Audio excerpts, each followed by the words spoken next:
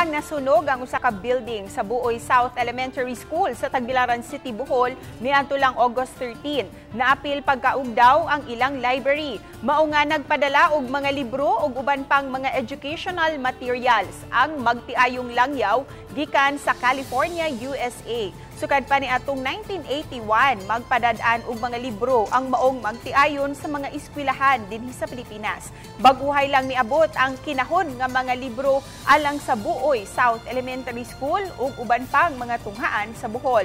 Ang bookshelves nga gipahilunaan sa miabot nga mga libro gidonar usab sa Gugma Tagbilaran.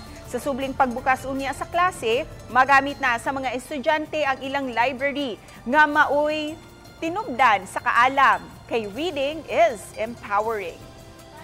Ang paggunit sa libro sa mga bata naagyoy personal touch ug naagyoy lahi nga feeling sa atong mga bata nga makabasa sila o makakita sila og aktual nga libro. On behalf sa teaching staff sa Buoy South Elementary School, among dakong pasalamat ni Ma'am Nancy Harrington nga mao'y nag-sponsor sa Books for the Barrios sa iyang gihatag nga mga libro para sa mga estudyante sa Buoy South Elementary School.